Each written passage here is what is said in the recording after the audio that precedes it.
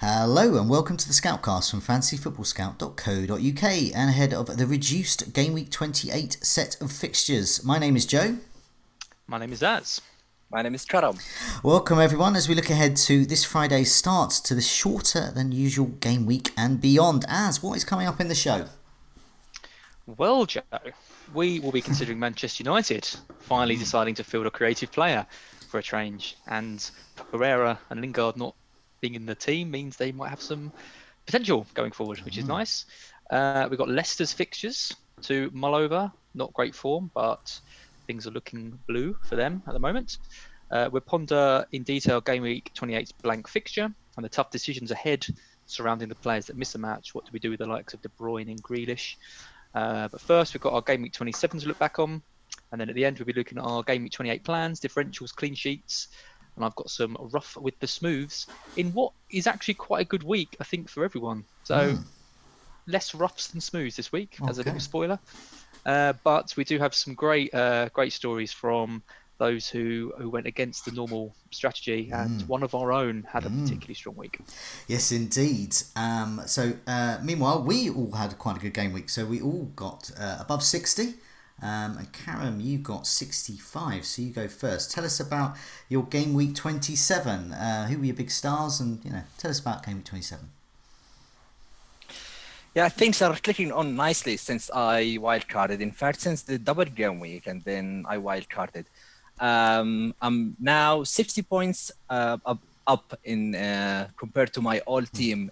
Should I not wildcard it? So that's pretty nice result. So that's the team. I did one transfer last week, and I rolled another. Stevens went for Bolly. It was not a great afternoon when Stevens scored the goal. I felt, I should have burned the transfer because I literally had no other transfer to use. The team looked very nice and very strong. But then Bolly compensated that with a clean sheet, so that's very good.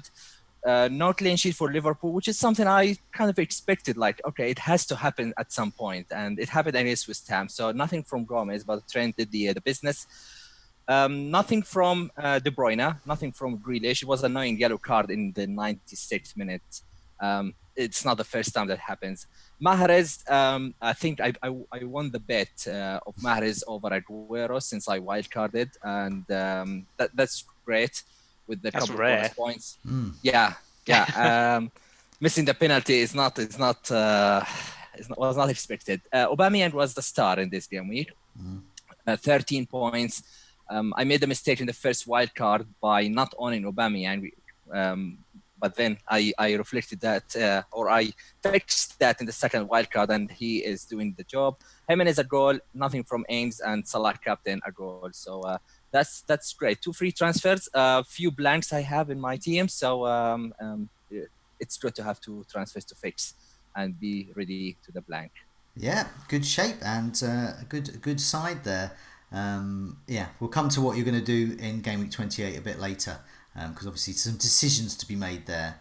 But as you 61, just behind.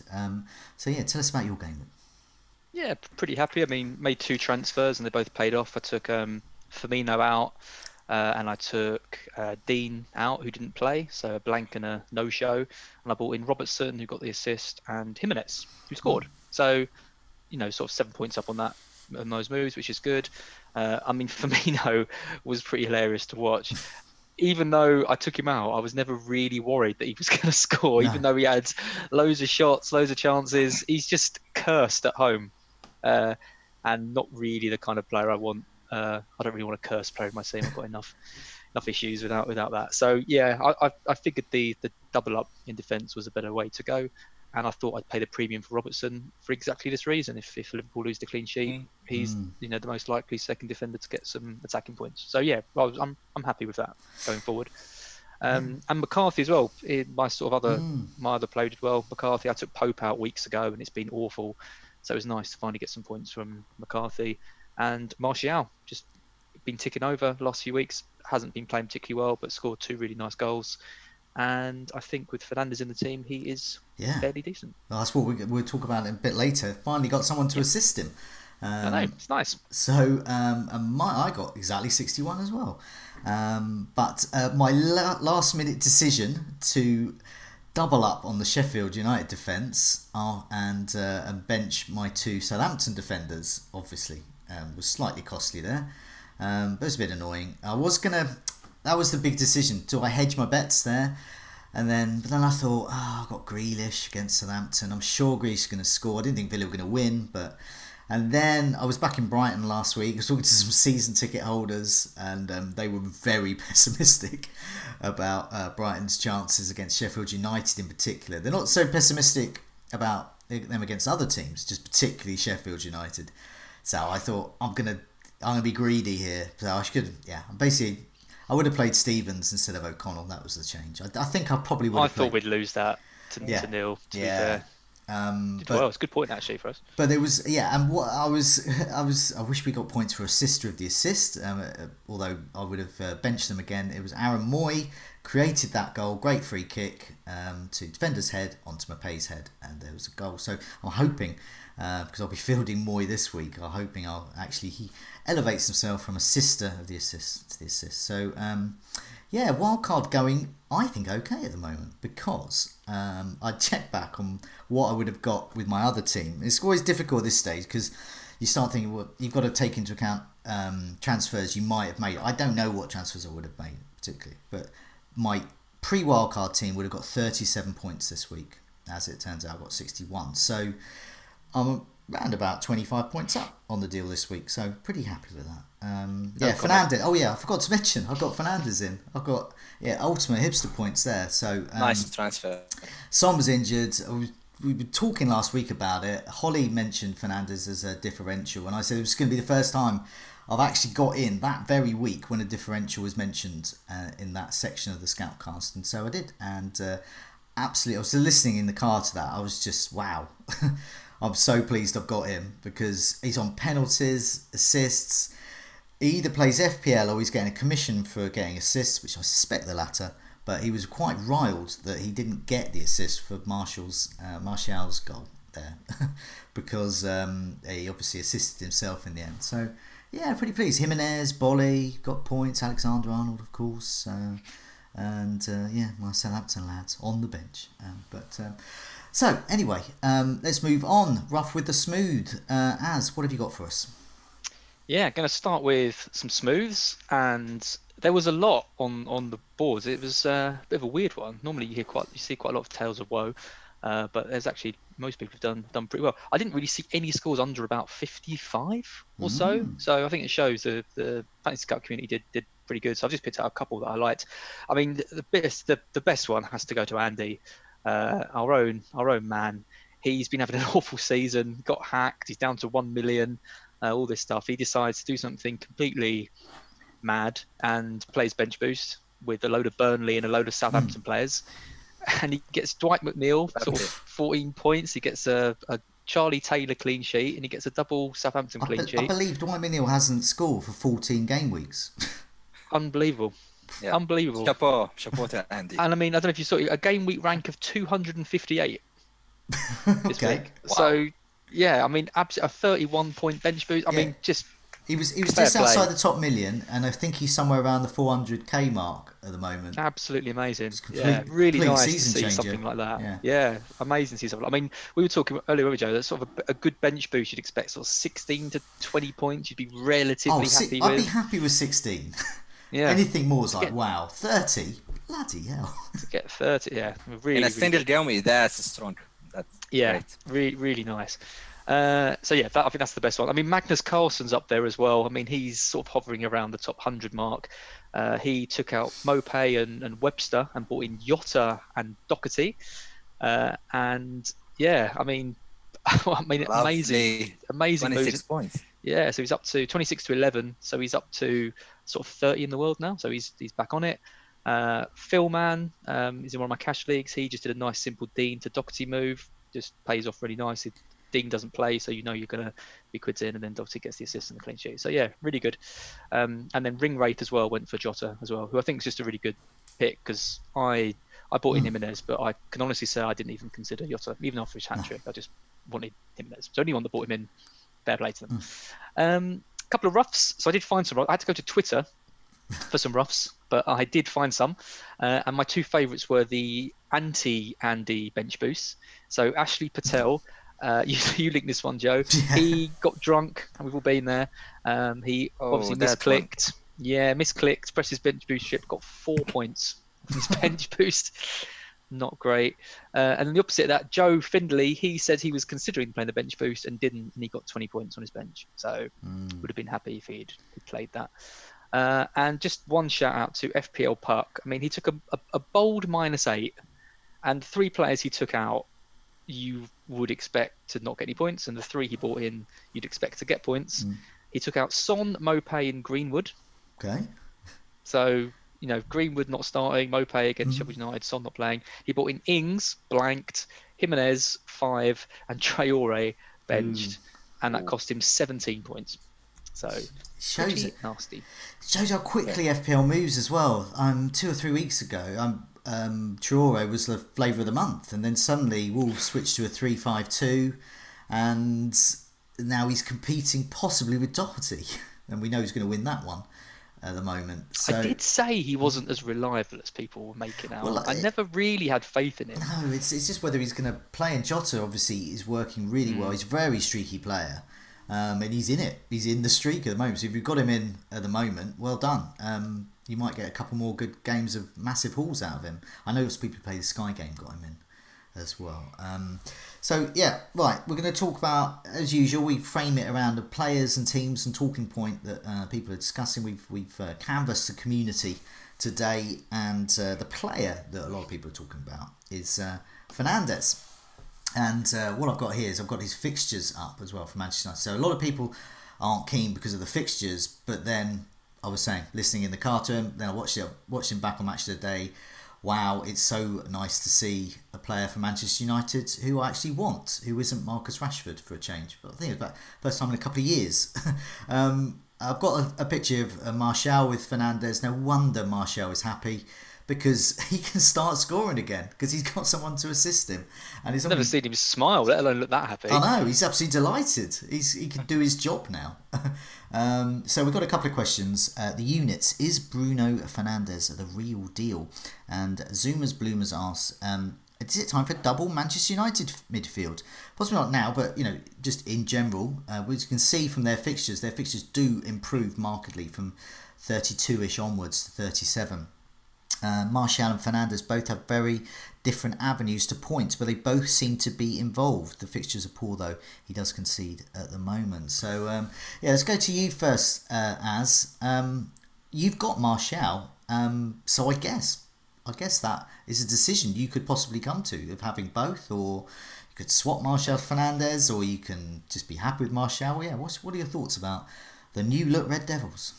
Yeah, I mean it's great to have some United options again, because it's been pretty painful. I mean, Martial's only been an option because he's been playing out of position. So if he'd been classified as a striker, he'd be nowhere near my team. I don't think he'd really be near anyone else's. But because he's in midfield, he gets the extra points for the goals and assists and clean sheet points and all that stuff. I think he is pretty good, and he's quite cheap as well. He's a bit cheaper than Fernandes. I mean, I've watched the last few games of United and haven't really been impressed with Martial, other than the goals he scored. Whereas Fernandes is like all action, winning penalties, scoring penalties, creating chances. Like, I think it's a bit of a no-brainer at the moment to go with Fernandes if you're on a wild card or you're choosing which one to get. But it doesn't mean I'm going to swap Martial to Fernandes, because I think there's still potential for Martial to do well. But I do really like Fernandes. I think no one was really doubting him when he came into the league. Everyone kind of knew what United were getting. He's got a great goal scoring record. He creates chances for fun. He's been one of the best players in that position, for quite a while. So it was a great signing for them. And I think, with United's fan base, I think you need to move on him pretty quickly, even though the fixtures are rough. I think the price, his price is going to soar after that 14 point, and if he gets some more points against Everton, which is pretty likely, he's going to be very expensive. I mean, looking at United's fixtures, I mean, they have been doing pretty well again in these sort of bigger matches this season. So they're the only team to take points off Liverpool.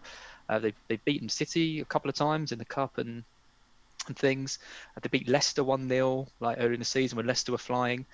So I think looking at the fixtures, I mean Everton away, they're not really looking that great still. Ancelotti hasn't quite got them sort of going how he wants them to.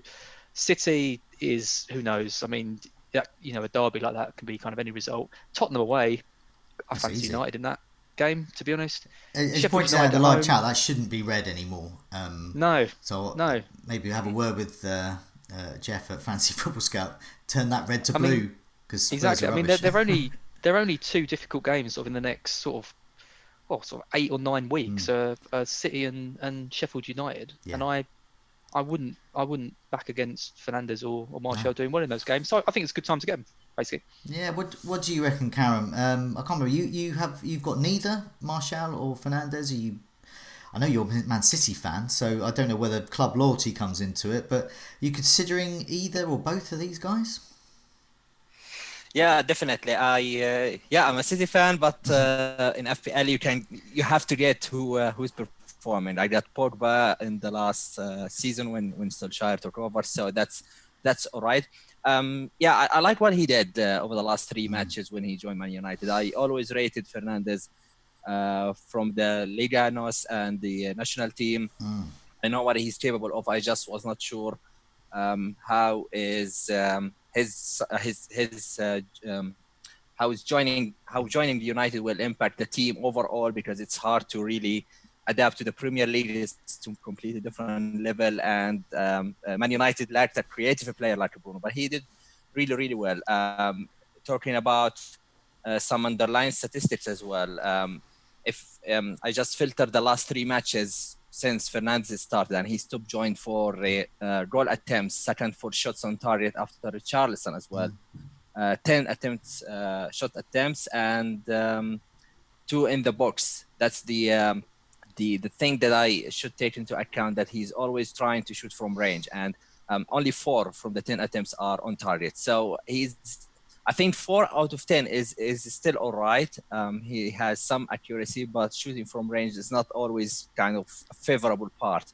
You'd rather like to have someone who's shooting from inside the box, which is something Fernandes does not do very often. But I really like him. I think 2 weeks ago we were just talking about we don't have midfielders between the 7, 8, 9 million mark. The Leicester boys were off. Spurs midfielders are struggling. Son is injured.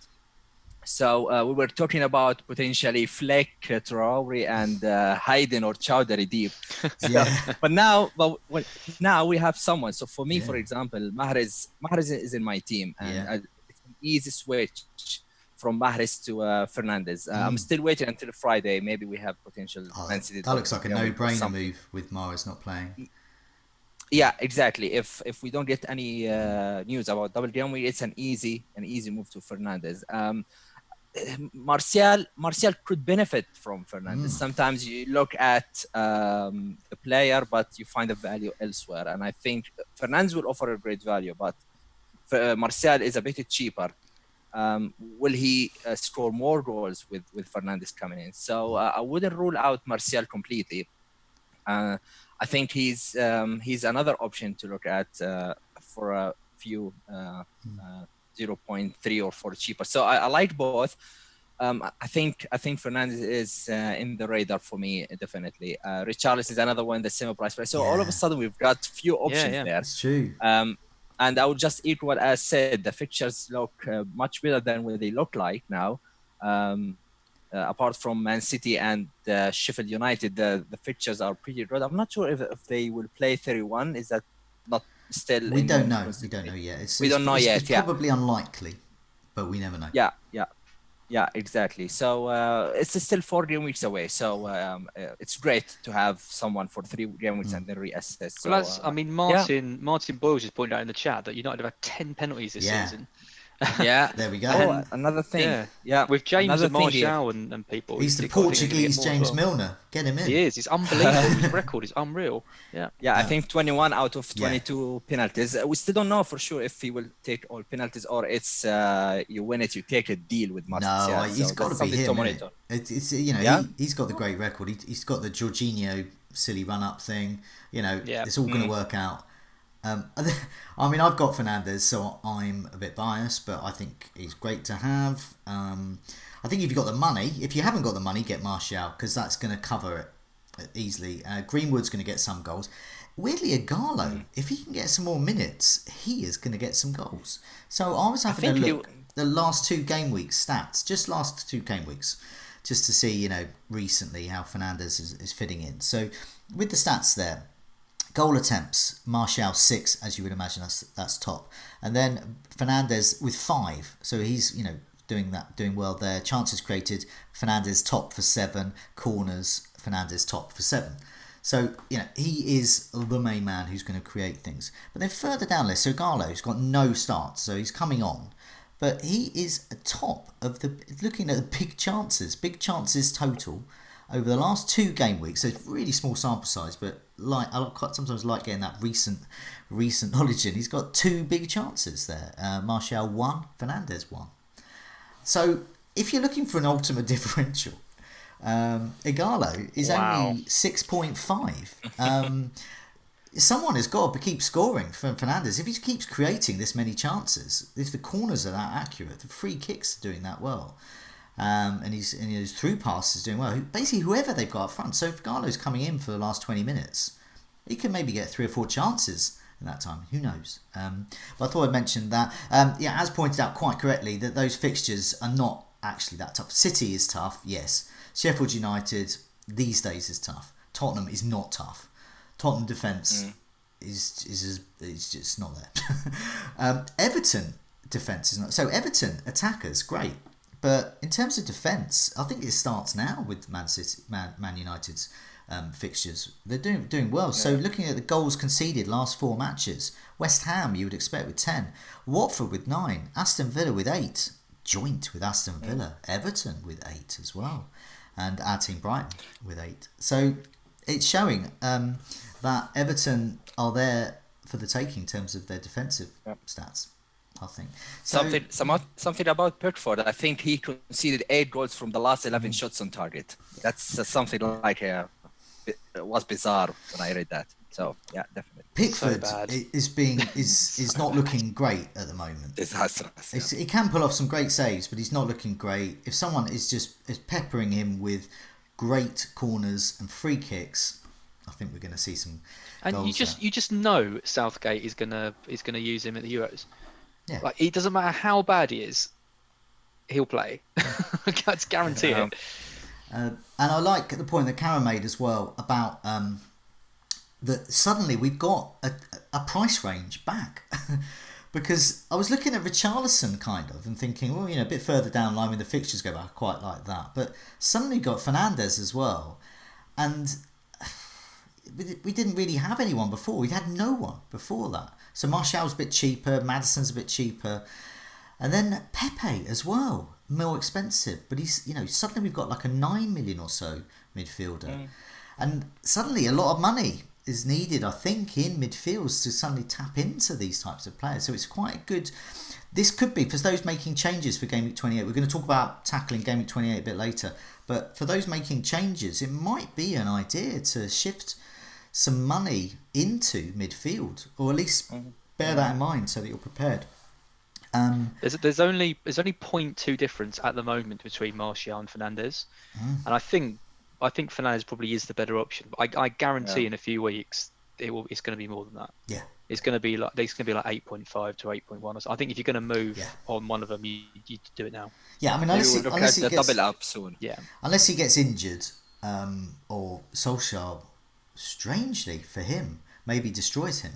But if one of those two things happen, he's just there for the duration for me. So I'm not even going to look at his price. Don't care what it is, because he was just in my side. So, not going to go anywhere. I can't cash him in. We're not just talking about Fernandez. The team that people are talking about is because of the fixture swing. So Yeah, Karam, which team is it that we're talking about? Yeah, this team was brilliant in the first half of the season, and they dipped for like 7, 8 game weeks now, and they've kind of went totally under the radar. It's Leicester. So they have a fixture swing, a massive swing in the next game weeks. And we've got some questions about Leicester, whether we should consider them again, and if so, which ones? Should we look at the midfield, at the defense, at the attack, at Vardy again?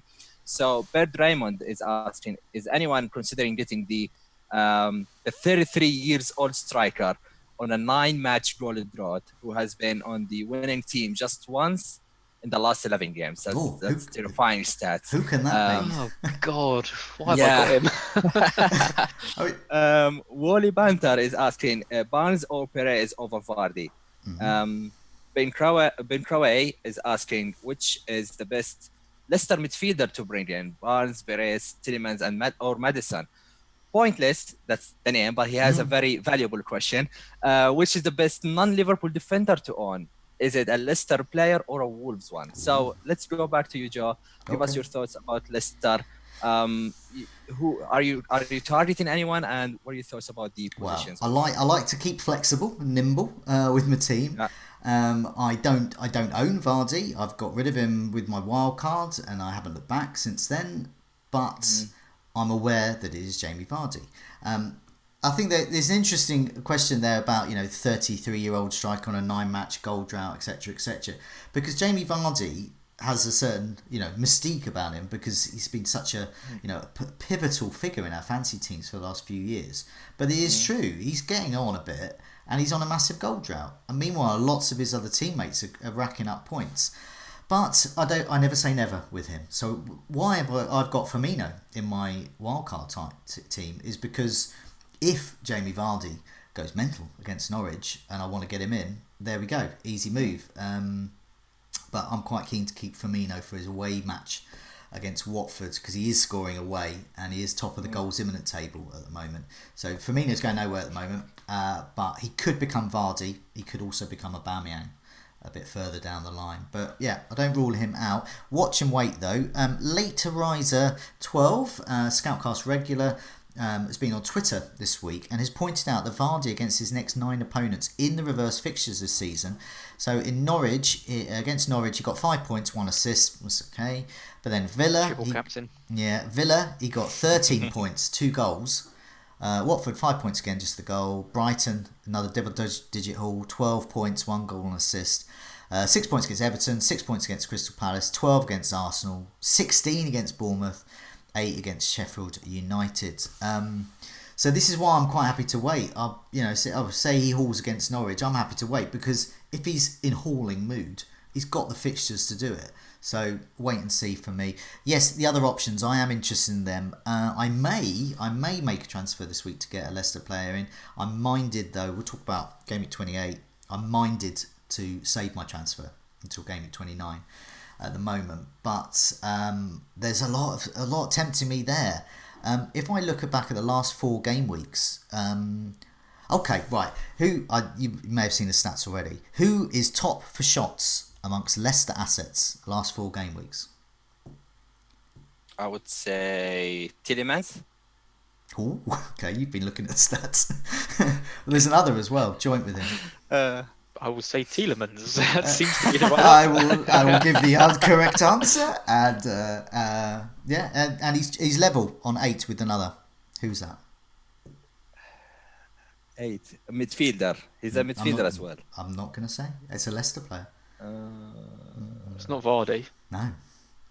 Ricardo Pereira? It is. Ricardo. You've been looking at the stats again. It is. So, what the point there is, Leicester are full of assets, and they're full of differential assets, unexpected assets, a lot of other managers. This is squeaky bum time this season. This is where you are competing against other managers. People who are saying, don't look at effective ownership, just get the player who gets most points, really don't know how to play FPL. You are playing and competing against other people, wherever your rank is, whether you're in mini leagues. Look what they're doing. consider what they might not do. Will it be better? And one of the things is that getting in players like Pereira, getting in Tielemans, getting in Harvey Barnes, ignoring Vardy, these are the types of decisions that can make or break your next few game weeks, I think. So Pereira there, top of shots. Tielemans, top of shots. Joint there with 8. Harvey Barnes, not bad with 7. Vardy's just behind with 6 shots. And Maddison is just ticking away with those underlying stats, so you never know. 13 chances created, that's easily double any of his teammates, and 14 corners, so he's in doing the right things, just not getting returns for them. Lots and lots of options there. You asked what I think of Leicester, there you go. Absolutely, I don't know, sport for choice, I don't know who to get. So many. Who would you pick out of all of them, Joe? If you could have one.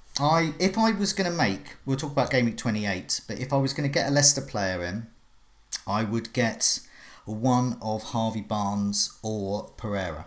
I would get Pereira in, upgrade one of my cheaper defenders, because I've got 1.8 or so in the bank, and I would get him in, or I would get Harvey Barnes in. I'm going to get both in my Sky team, so that's an indication of what I could do if I was able to be a bit more flexible and not take points hits and all that kind of stuff. So yeah, comprehensive enough. Where'd you go from there? I've sent Karam to sleep, I think, or just frozen his screen. It was a really intense stare, okay. or he's nodded off. Okay, no, he's coming back. He's back. And he's back. Okay. Karam, I've just I thought I'd send you to sleep, but I missed who's your pick. I would pick and then I got disconnected. I would pick. I was going to say I would pick probably Harvey Barnes or Pereira. I think they are great differential Leicester options. I think they're going to do well. All right, cool. So let's draw to you, Az. Give us your thoughts about Leicester.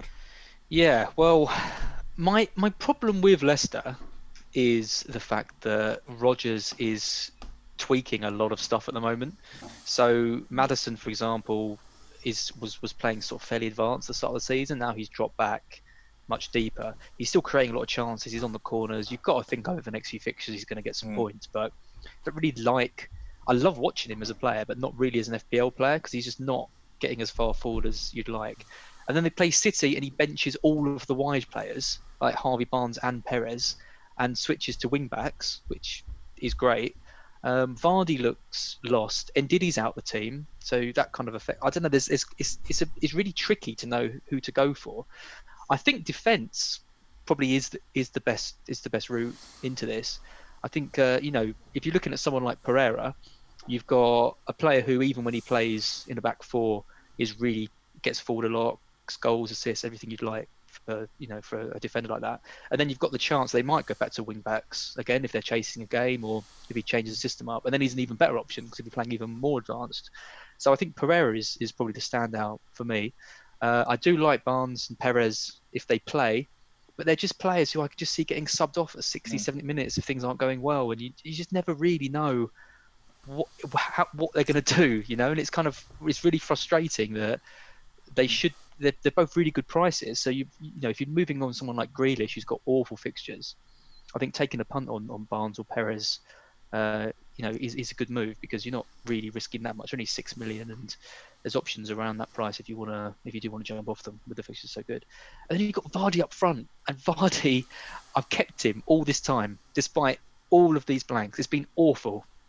I benched him this week, a 9.4 million striker, and I benched him. That's ridiculous. And I wasn't even, I did it and I kind of thought, oh, this feels wrong, but I was never really that worried about it, because he's just so off the boil at the moment.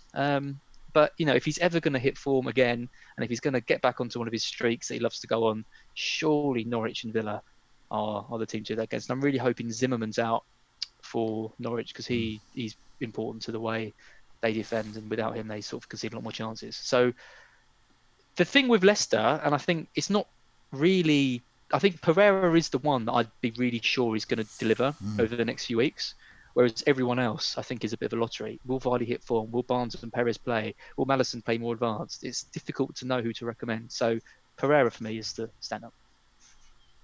Well, good stuff. For me, I think until last week, I was really set to move Grealish to Barnes. I liked how he played in the last few games. He looked like the ones who scoring goals and provide assists as well. Until Man City game, where when he dropped out for a new formation change, that's the worrying part. Now, this is the first time they play 3-5-2 with a Iheanacho up top. So I'm not entirely sure about how is the formation. Is he injured? I think Iheanacho was subbed off at halftime, and then Barnes changed the whole game. So I expect him to start. Whether he will start up front with Vardy, that would be nice for him. But then you've got Perez as well. Whether Rodgers will stick with a 3-5-2 formation, that's also something to consider. So I'm not entirely sure anymore about Barnes, or because he has competition with Perez as well.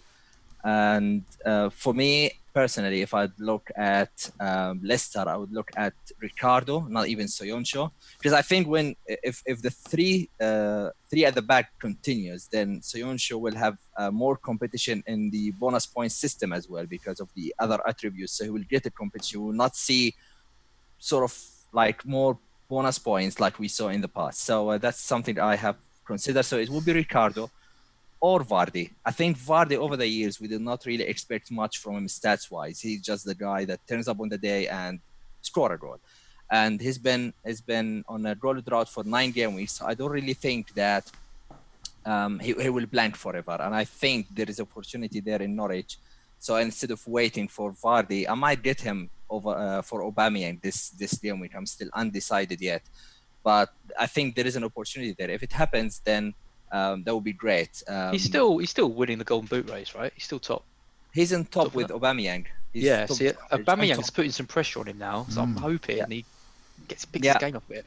Exactly, and he's on form. So I've got the question whether I can get away with benching Aubameyang this game. We can continue with him or move to Vardy, and then go back to Aubameyang or stick with Vardy. So a lot of decisions to be made, but personally, I have a feeling. It's more about the feeling. My feeling is that Vardy will be back beginning from next week. So we'll see how it goes. It's such good games for him. Such good games. He's got to deliver. Come on. Yeah, I mean those stats that Late Riser that pulled up about his big hauls in all those fixtures before. You know, I think we're going to start seeing that against Norwich, or we might not. But we're going to know either way, and that's why I think for non-owners like me, I'd be tempted to wait. Just give it a week, because it'd be so annoying at this stage of season. Transfers start becoming a little bit more precious. It'd be so annoying to get Vardy in, and he's just more the same. Just the 9-game drought continues. Friday night for Vardy though. Friday night is Vardy night. Did he play Southampton on a Friday night? So away as well. So inspiration. I've got a feeling when he played Arsenal in it was a Friday night. Remember that when it was like game week 1 or 2, I think it was. I think so. I think they lost 4-3, but Vardy scored loads. Yeah, I'm waiting and see. I'm going to be cautious with this one. So if he hauls, great. But I kind of hope he doesn't, because in game week 28, there's other decisions to be made, and they affect how we approach game week 29 and beyond as well. So that's our talking point. Game week 28 and beyond. Tough decisions. what's that all about? Well, it's the blank. And it feels like we've been building up to it for ages, but it's finally here. So as I was saying last week, a lot of my friends have logged on to their FPL team, or they will be logging on Thursday night. Well, actually, they'll probably do it Friday night. I missed the deadline anyway. And then they'll look at their team and be like, oh no, half my team isn't playing. So this is the kind of weeks that the people who take it seriously, in theory, should shine. So I guess some of the questions we're getting are about players who have the blanks and whether to move them on. So KDB is someone who I keep seeing mentioned. I'm just going to tell you what I think straight away. I can't believe people are considering moving him out. Even if he has a blank, 2 blanks, 3 blanks, he's still probably going to outscore a load of the midfielders. But yeah, the rumour mill says, you know, his blank is tempting him to move KDB out. He's got tough games afterwards, Champions League as well, if they do somehow get past Real Madrid. Is replacing him with a cheaper option and redistributing his money across your team, or is it too high risk especially if there's a potential double coming up in Gameweek 29. I think it is, but we'll talk about it in a sec. Benny Blanco says, what do we do with Traore? He could potentially be great for the upcoming Blank 28 game week, but is he even going to start? Should we take him out? It's for a hit. He's really become a problem at the wrong time. Jamie Dodd, he's like you, Karam. What do we do with Aubameyang? Do we bench him, or do we bring in someone like Vardy or Jimenez? And Lassie, and I think this is a question that I'm kind of most interested in myself. Is it worth ditching Sheffield United defence? They've been so kind of essential all the way through to this season, but now Lundstrom's out of form, and the options that we've got maybe haven't got anywhere near as much goal threat as he has. I know Steven scored, but doesn't normally score. But yeah, good form. They've got a double coming up, but the blank and some pretty, and not that many options to go for. So let's go with that one first. Sheffield United. I've got Lundstrom still, but I'm probably looking at getting rid of him this week. I did potentially want to save it and bring in a Sheffield United defence because I like the way they play and the way they set up so much. But I'm thinking of going without. Joe, you've got O'Connell, right? Yeah, I'm currently going to just bench him, but I've got a feeling I might be like 0.2 shy of swapping him to Pereira, so that makes me want to keep him even more. With every blank comes a double, and I want Sheffield United defence for a double game week because I think they'll get at least one clean sheet out of those two, possibly two, and all of them have got goals and attacking threat in them. Whether there's overlapping centre backs, underlapping centre backs, whatever. Well, I think they've all got something in them because, like a lot of teams like them, they're quite good at set pieces, but they've got this, so what, Stevens scored, so obviously he plays at fullback, but their centre backs are also chipping in with the goals. I think they've got... No, they're not. Egan's got one assist, O'Connell's got one assist. But you're not countering in VAR as well, the magical VAR. So when you watch the games and then you go, yeah, O'Connell scores, or Egan scores, and then it's ruled out by VAR. But I look at those things and think, well, they're getting in the positions, they're close, Obviously someone's toenail has got in the way, so it's been ruled out. 2 assists between 3 centre-backs all season. That's because of VAR. If you add up all the kind of positioning they get into, and because of VAR as well. They shouldn't have their toenails offside, should they? It's their own fault. But the Sheffield United defence, as you say, is one to target. I don't want to get rid of them, so I'll keep him. If I had enough money to upgrade to Pereira, I'd consider it. But I can't see much of a move. Have you still got Lundstrom? No.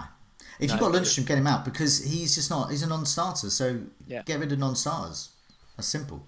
The thing is with O'Connell, perfect week to do it this week, he's going to play. Egan's going to play. Stevens, if he's fit, is going to play. Obviously, Henderson is not going to play game week 31, but you've got to see how you go with that. It depends. A lot of my answers for all of these questions depends on whether you've wildcarded or you haven't wildcarded. So if you're like me and Karam and you wildcarded already, you have to look at things like if there's a blank player, there's going to be a double game week player down the line. So that's what I'm looking at there. So I would be keeping, and especially if you can just keep them on your bench or something, or play them every now and again. But if you haven't wildcarded, you can maybe think, I can ditch them because I can get O'Connell back, for example. I can get Egan back or Stevens back. So you can maybe think along those lines. But it just depends whether that's the way. That's why I'm going to probably keep Grealish this week because I want him in a double game week. That's why I'm definitely keeping KDB for a multitude of reasons. And to be honest, if I had Mahrez as well, I might, even though he's a non-starter, I'd get him in because when he plays, he really gets the points. So yeah, that's what I think. Keep if you can, definitely. But I mean, they've got two great games after the blank, Norwich and Newcastle. Doesn't really get much better than that. They might have a double in those two, and their double is Villa. Yeah. So I mean, it is pretty good. I mean, Henderson is great. He's a season keeper, I think. Lundstrom needs to go. The centre backs, I'm not massively keen on, but if you've got them, I reckon you keep. And I do like the wing backs. I think they have still got some options. I just wouldn't be expecting anything other than clean sheets from the centre backs, given their record so far. But okay, VAR might be responsible for that. Karam, let's come to you about Aubameyang. So you're only one of us with Aubameyang. You're thinking of moving him out for Vardy. That seems very bold. Yeah. One of my issues it's team specific is that currently I have 9 players who play Gameweek 28. So with the 2 free transfers, I'm keen to make sure that I have 11 to start. If I am in a better situation in which I have already 11 or 10, I'll be inclined to keep Aubameyang. He's in great form. He has West Ham afterwards, potentially double game week, whether it's 29 or later on. And I think there is more to come from Aubameyang. He's the main man at Arsenal. The only issue here is he's too expensive to be benched. That's number one. And I have other blank players. So basically, to me, if Aubameyang will go, he will only be Vardy. That's my thoughts so far. I think Vardy can equally outscore Aubameyang in the next 2. So Aubameyang blank versus plus West Ham, or Vardy, Norwich and Villa. I think there is a good chance that Vardy will outscore him. If he fails against Norwich, then I can always go back to Aubameyang. That's the thinking. It will cost me two transfer, but that's why I wildcarded a few weeks ago to get a very stable team, 8 or 7 players locked in for a long term, and then I can make these quick switch every now and then. And I think there is an opportunity for Aubameyang in Gameweek 29, but also for Vardy in Villa. So it's a big decision to make. I don't see any other candidate at that price bracket other than Vardy. I'm not willing to go really down to Calvert-Lewin, or I have already Jimenez and Ings, because I don't want to lose the flexibility. I want to keep the money around the premium price so I can go back to Aubameyang quickly. So at the moment I'm keeping him, but I'm still considering to switch him to Vardy. Depends really on the news on Friday or some inspiration here or there. So I think I'm gonna make the transfer, but not sure yet. He's had 123,294 transfers in Aubameyang, which is more than Vardy. So even though he hasn't got a game, people are still flocking to him over Vardy, which is pretty I think I did the small calculation this morning, since we talked about the numbers, but that's up to this morning. There are 300,000 transfers for blank players from the 4 teams. 300,000 transfers. So many, isn't it? From City, Arsenal, many. Villa, and so many. You think? I mean, there's obviously a lot of idiots out there, but also some of those might be wildcarding, and they might be wildcarding, getting Aubameyang in, and maybe a couple of others, or maybe one other blank players, and then let them sit on the bench, so that, hey presto, when Gameweek 29 comes along, they can say, do wildcards count on that metric? So they don't for price rises, do they? No, they don't. So they can be at the top of, so on those price rise sites, which estimate whether a player's going to go up or down in price, they can be due to go up on there, and then you wake up tomorrow morning looking at the price changes, and there hasn't been a price change, because it gets them recalculated around the wildcard. So it wouldn't surprise me if some of Aubameyang's new owners are actually doing that to bench him and get him in, thinking that he's going to rise. But does that, on the transfers in thing on the front page? Yeah. Would it count wildcards? I think these are definitive transfers. I'm not sure yet, but I think that. Yeah. But it would be bizarre if Aubameyang get a rise tomorrow or so, because it's so I will need. ridiculous. I got him at 10.7, and I'm already on a profit. But then if he rises, then I will need 0.2 to get him back. Well, he'll go down. He'll go down by Friday. He'll be one of those ones where you see it occasionally. They go up in price, and a couple of days later they go down. Because if people have genuinely got him in, and then going, hey, look, I've got... Oh, no, wait a minute. I haven't got him at all. Wait a minute, he's not playing. So stupid. I mean, the KDB question from the rumour mill, I don't think we need to spend that much time on. No chance for me. I mean, people have got loads of money tied up in him. I can understand that people want to, use the blank as a way of doing something a bit different and getting ahead, but you're just going to want him back immediately. Like, it's just not worth it. Just ride it out for 1 week, I think. And if you have any strong opinions on that, I know. There is a double game week coming soon, so you would get KDB if you sell him. So I mean, I think that there is a possibility Manchester City could have a double game week 29. We don't know.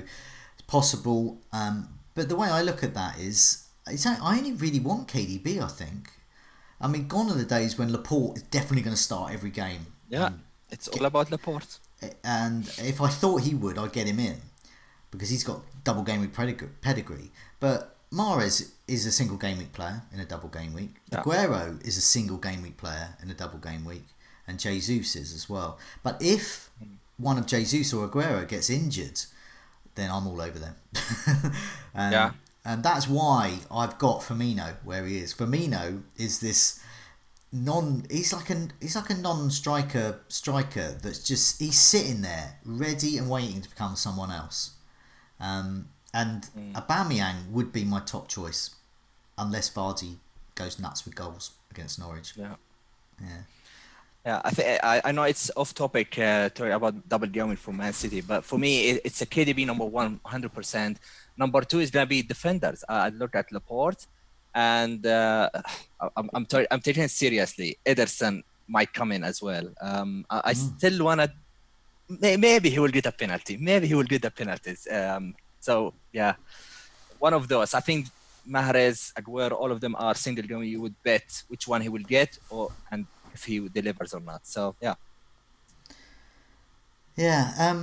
I mean, it goes back to the point I was making about Gameweek 28. A lot depends on, obviously, on each individual team, whether you wildcard or not. But one of the things, if you are looking at this fixture, I think, and you're not going to get 11 out unless you take a hit, or you make transfers out of players you probably might want to keep, like Aubameyang or a Sheffield United defender or KDB, I would just go into this with 9 or 10.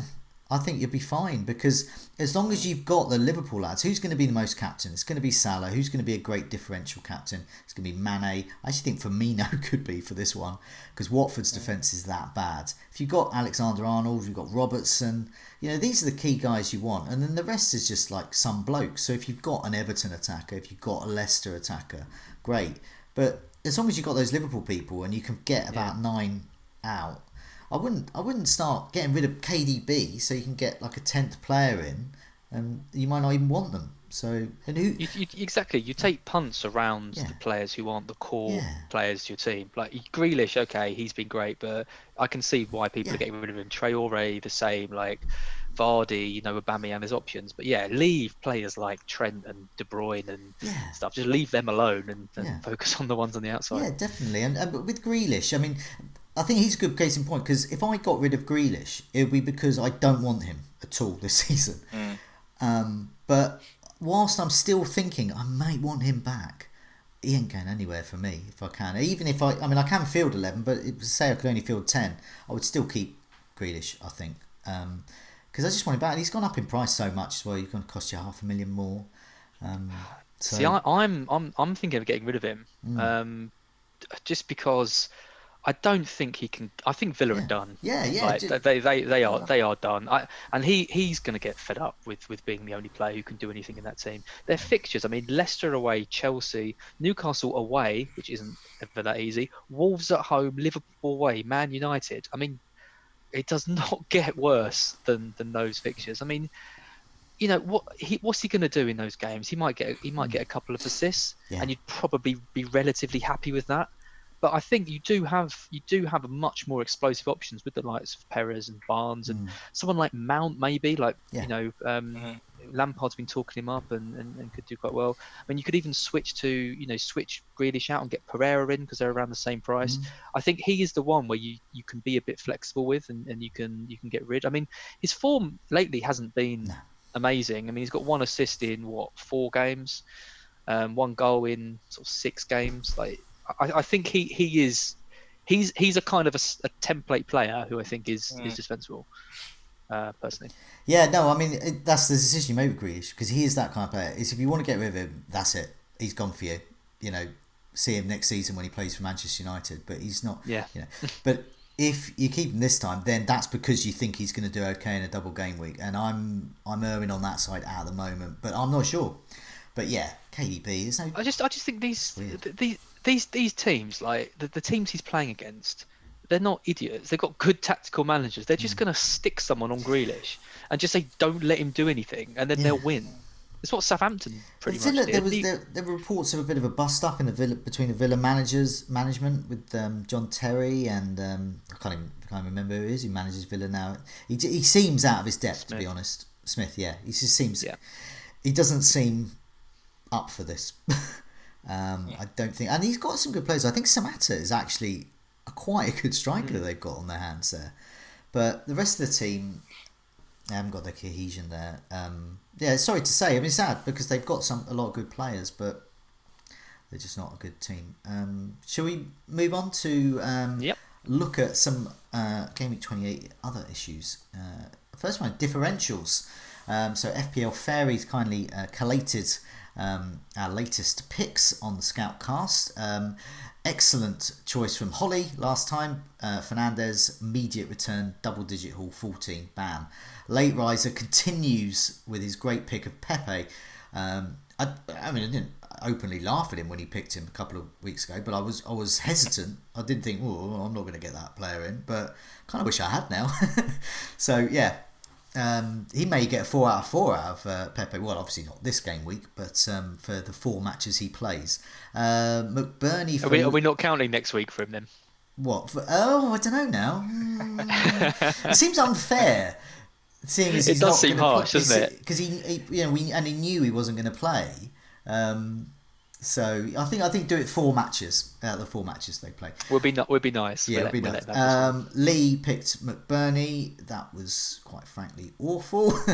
he's had no returns there, and Tom Freeman picked up Harvey Barnes. No returns so far, but I think this is where Harvey Barnes turns, and this is where he could get 2 out of 4 there. So Karam, you'll go. There you go. Yeah. Some bad ones to follow and some good ones. Here we go. Who's your differential? All right. So I think we mentioned him in this Scoutcast maybe only once at the beginning, as didn't think about him, and we all jumped to the main man, the number 9. He is doing what he did last year. He was off in the first 2/3 of the season, and he switched on for the last third, and he outscored the number 9. It's Diogo Jota of Wolves. He's only at 6.1, kind of went completely under the radar. Over the last 4 matches, he's done really, really well. 10 attempts for goals, only 4 behind Jimenez, 9 in the box, 4 big chances versus 5 to Raul Jimenez. So he's really doing well.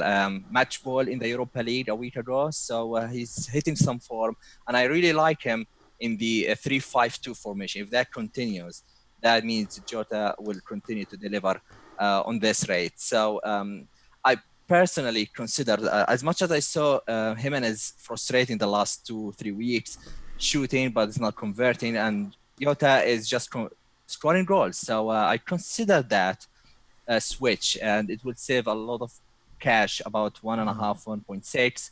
And I see him doing what he did last season. He picks up the last third. He's scoring a lot of goals at the end of the season.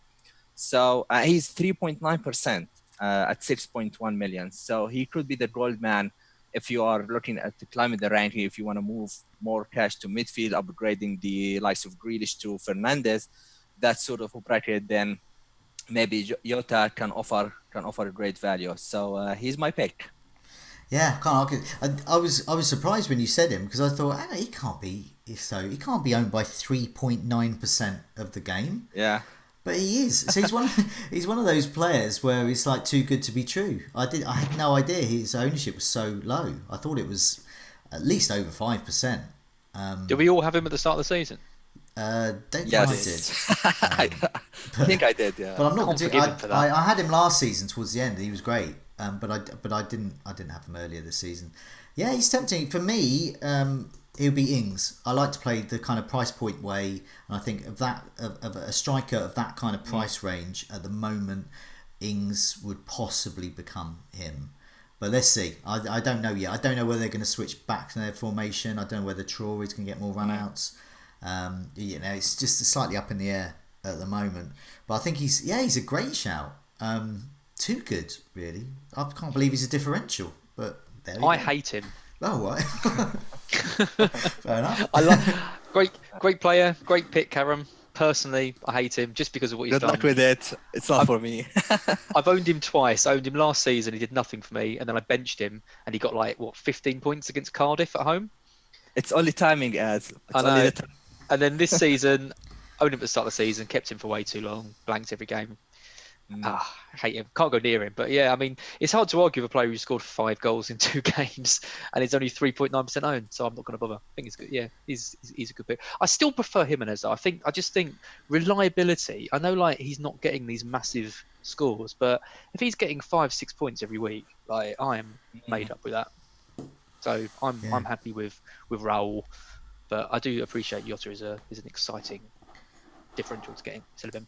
Yeah, good choice. Okay, lots of favourable responses to that one. Let's move on to clean sheets. We look at the best bets for clean sheets next 6.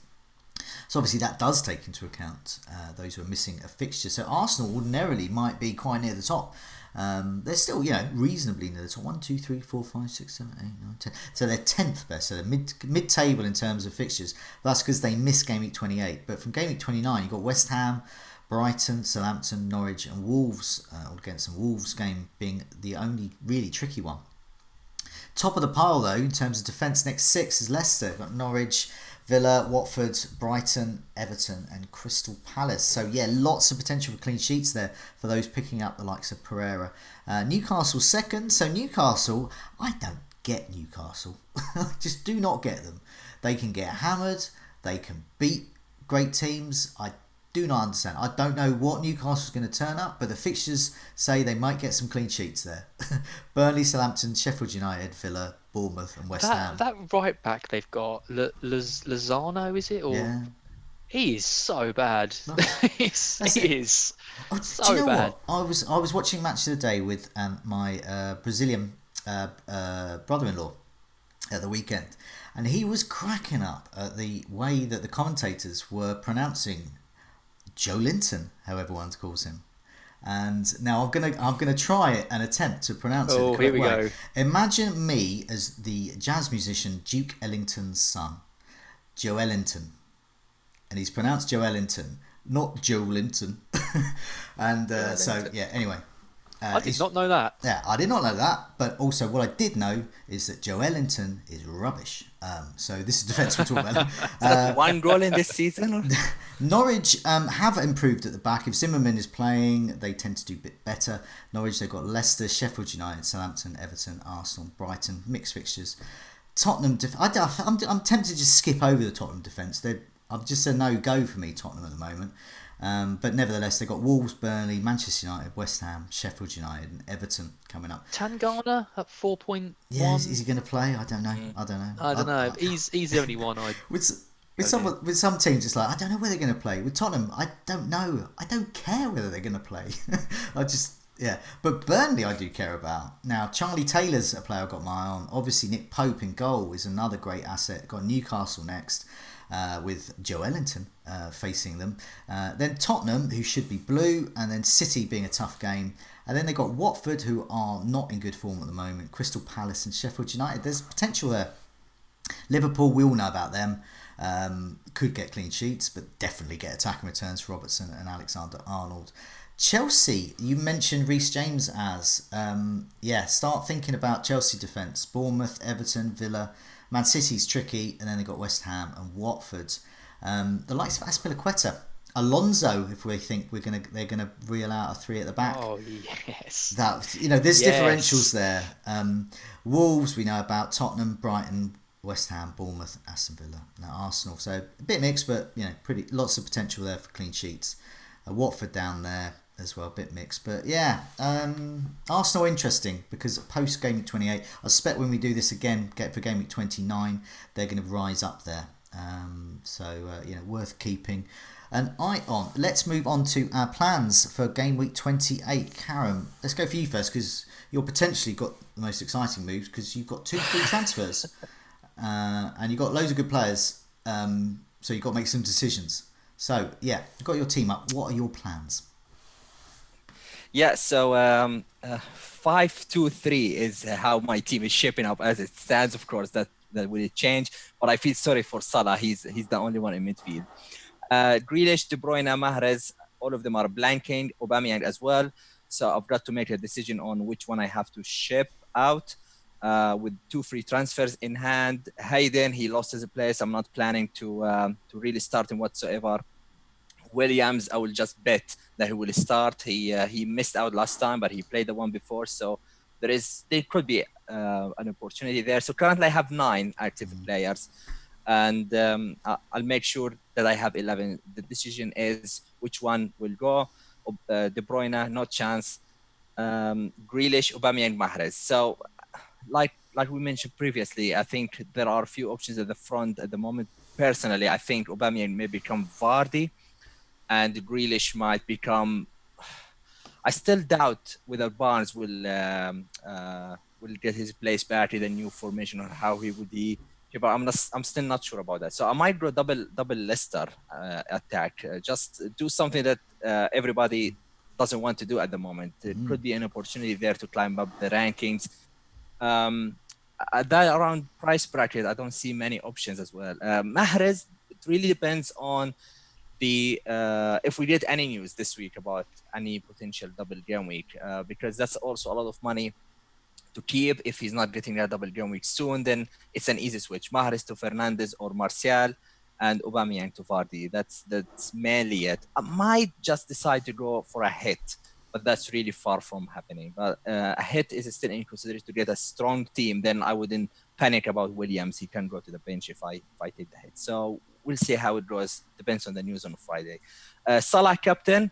I think what helped me in the last 4 weeks that I did not really mess up with the captaincy. It has been Salah all weeks, and I think he's still yet to score a goal away.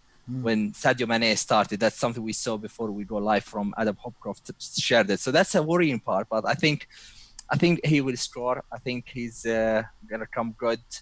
And vice captain probably Ends or Alexander-Arnold, but I think Salah is the main man. I'll be tempted if I make the move to Vardy. I might go really maverick and captain Vardy. It might not be as maverick, but with the situation, circumstances now, Vardy could be very, very differential captain. Friday night captain though, if he blinks, you'll be cursing. Yeah. That's psychologically it's one of the psychological reasons why I might not go for it. But it's a stupid reason, really. But I completely get it because I'm the same. But it does affect me because I will wait until Saturday or Sunday with Salah how much of a damage he will cause. So I take it into account sometimes, but we'll see. Yeah. Okay, decisions to be made. Yeah, I mean, I look at your team and I think, it'd be good to keep them all.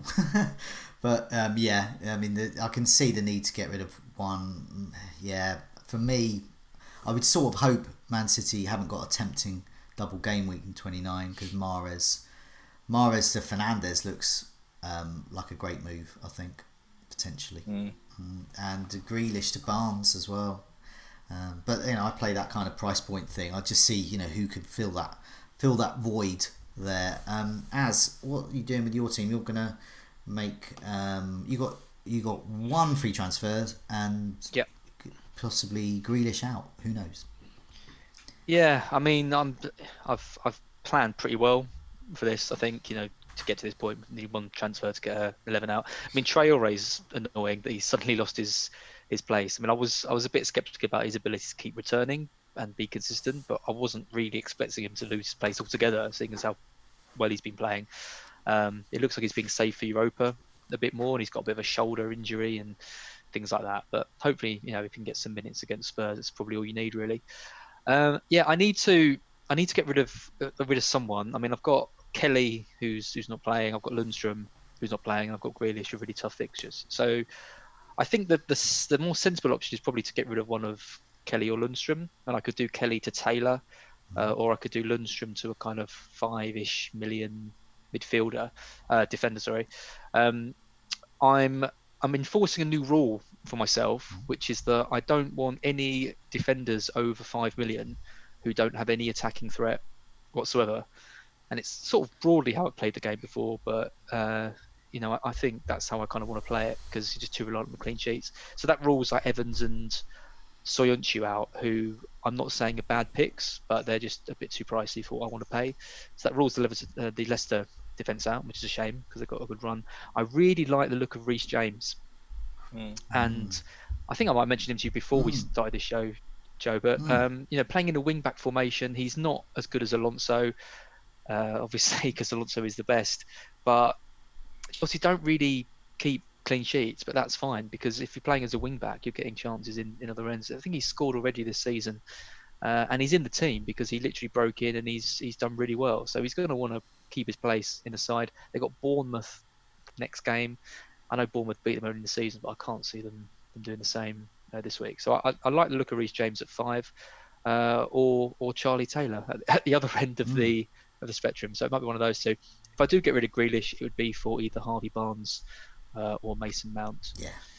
Mason Mount is losing his appeal by the second, I think. Yeah, he's I mean, for me, he's in that Vardy camp. In let's see if form follows fixtures.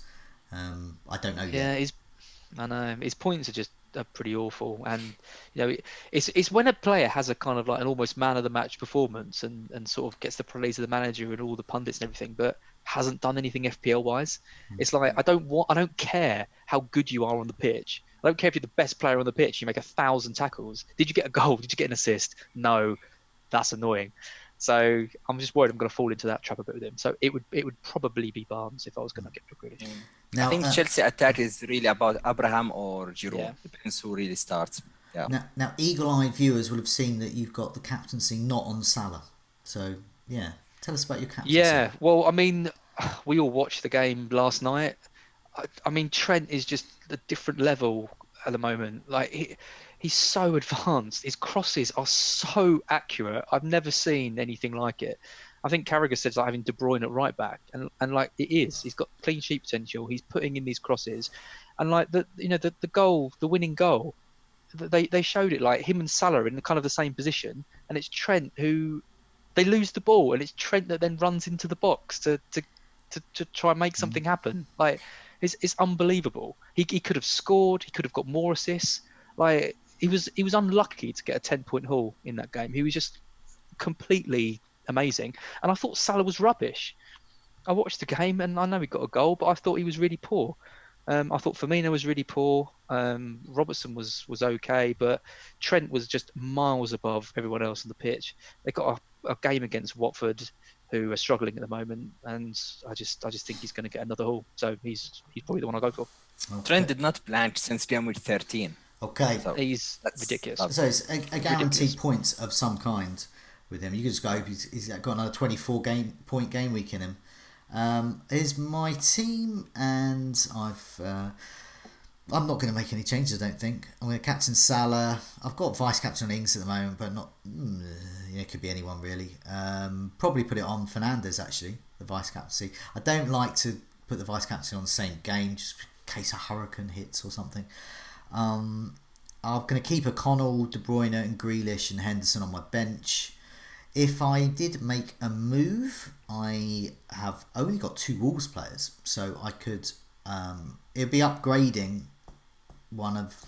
See, there's Moy and Fernandes. I don't know about Newcastle. I don't know which Newcastle is going to turn up at any given time. With Moy, he's playing Palace, so the mighty M23 derby is kicking off there. Moy was the assister of the assist for Sheffield United against Sheffield United. It was his free kick that the goal came from. So I just think he's there and involved. I got him in as my 5th midfielder for this fixture.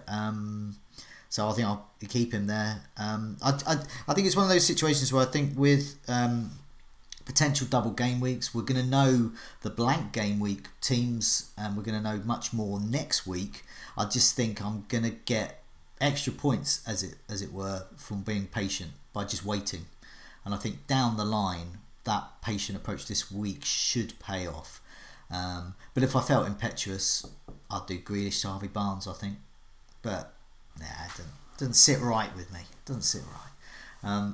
Let's just before we go, just want to mention the members area. We've been reeling off a lot of stats, and we've also had a few pictures of the fixture ticker up as well. So lots of stuff going on in there. Lots of tables you can make. I think it's £2.99 a month. I might get corrected on that, but it's a matter of mere small amount of pounds each month to get membership, and you can get it for the rest of the season as well. It's well worth doing, especially this time of year, because there's fixture swings and you can look at the underlying stats to assess really whether form will follow those fixtures or whether they'll just be a bit of an anomaly.